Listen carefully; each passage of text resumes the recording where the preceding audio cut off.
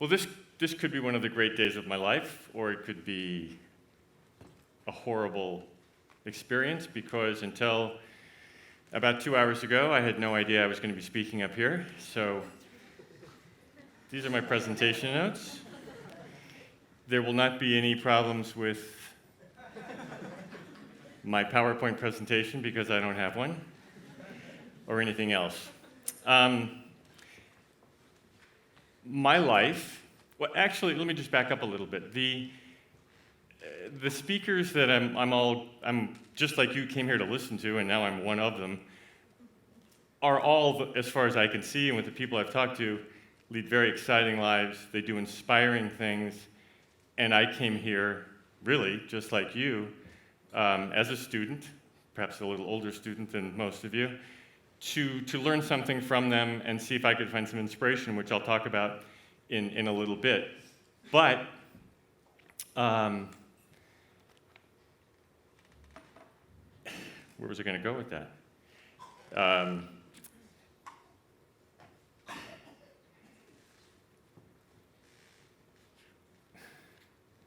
Sorry. I'm just going to go into my next thought, since I'm going to probably be losing a thought here and there.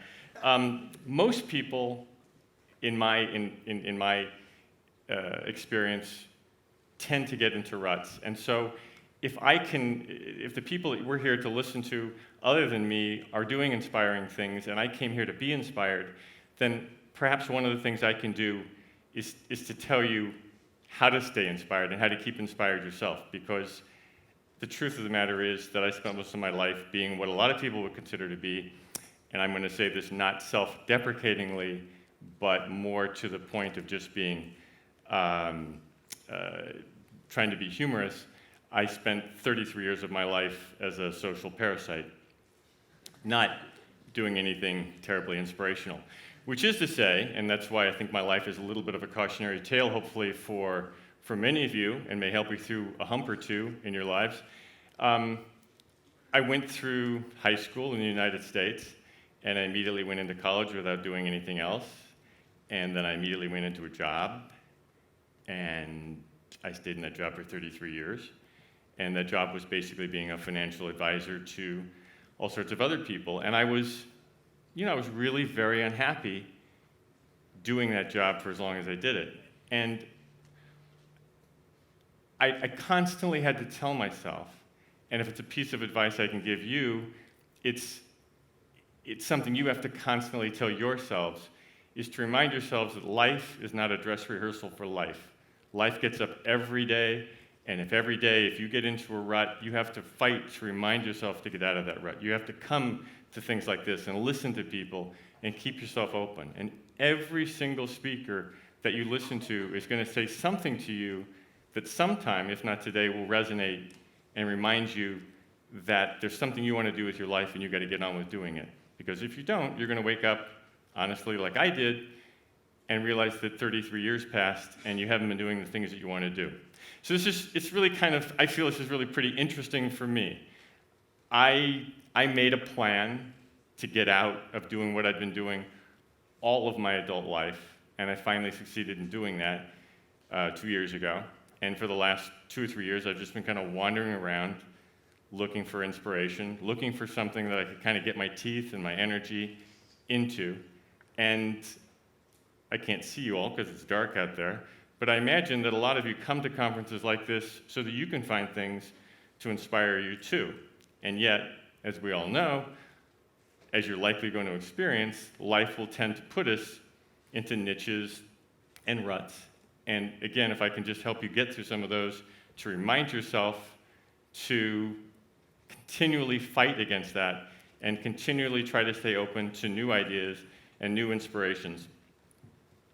I already gave you a quick bio.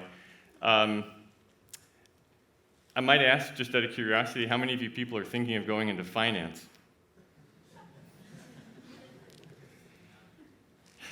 I can see their butts already. Well, hopefully you will remind yourselves, even if you get into finance, how to avoid staying in a rut. and to keep your mind and your body, especially, open to new ideas.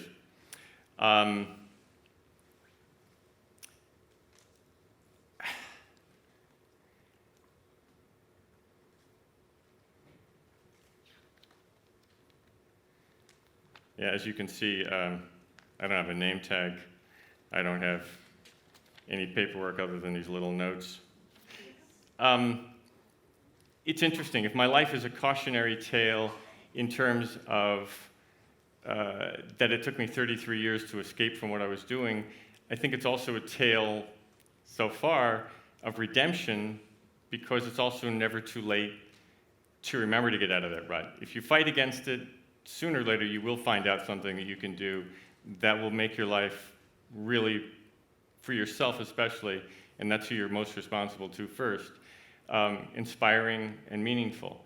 And I have to say, for me, the last 3 or 4 years of my life, as I was wandering out of my old career and wandering into whatever this is a pretty exciting place to be. I've seen a lot more than I've ever seen. I've made myself stay open. I've made myself just listen to other people and try to hear what they say without all the old prejudices that you build up over time, that everybody builds up in their life. The most inspiring people in my life, in my career, are people that stay flexible, people who really do stay open, people who get up every day and are interested in what's happening and are really willing to, as a very famous author put it, a great many people think they're thinking when they're merely rearranging our prejudices. And I think that the vast majority of people that I've ever met do exactly that, have exactly that problem. They think they're listening to somebody, but they've really already made their mind up. And that's a huge evil, I think, in our world today, and it's something definitely for all of us, definitely for me myself, to try to remember that I don't know everything. And I can learn something from a 12-year-old, and hopefully the 12-year-old can still learn something from me.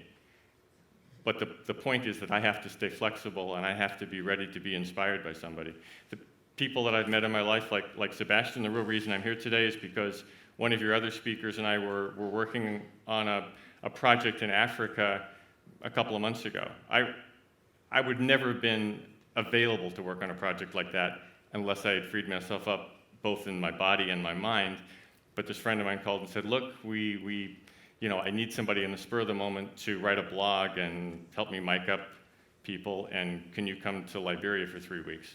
And so I had to go get vaccinations. I'd never been to Africa, just like until yesterday I'd never been to Scandinavia. But I had to get vaccinations, I had to get visas, I had to jump through all the bureaucratic bullshit, and then 3 weeks later I was there, and then for 3 weeks I got to hang out with Sebastian. And being open to that gave me the ability to being open to the experience, to being open to go to a place like Africa, which I hadn't really considered that I was going to be at the top of my list, has really made a huge difference in my life. And I think for all of you, if you can just keep yourselves open to those experiences and never let yourself get into a rut, you'll find your life being far more meaningful, and it will give you the time, hopefully, to be more inspiring to other people as well.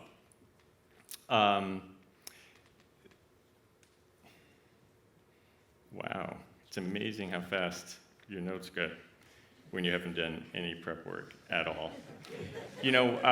Just this morning, just zipping from one thing to another, trying to find anything to use up 8 minutes and 29 seconds.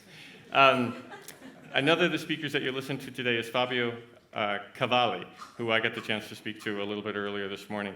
And he described that he likes to take 1 year off in every 10 and just think about what he wants to do. And sometimes it's great to just get out there in nature or just take the time away, which I didn't do for the longest time. And again, I would encourage you, as a means perhaps of embracing you or inspiring you, to keep thinking about that, to keep reminding yourself to take time away from your BlackBerry or your iPhone or your Apple. And by the way, my name's not Steve. And my liver's okay, except for all the liquor that I throw into it. But to keep yourself always open to the idea of something just coming in and totally rearranging your life. I love it that I'm my age, and we don't need to talk too much about that, and that I don't really give a crap what I'm going to do tomorrow, or the next day, or next month. I mean, I'm trying to find something, and I have been trying to find something for the last 2 years that'll inspire me. It'll get me to go out and just do something, like go to Liberia, like come here and listen to what people have to say, and maybe say something myself, and have the stage for a couple of minutes so that people can think about whatever might mean to their lives.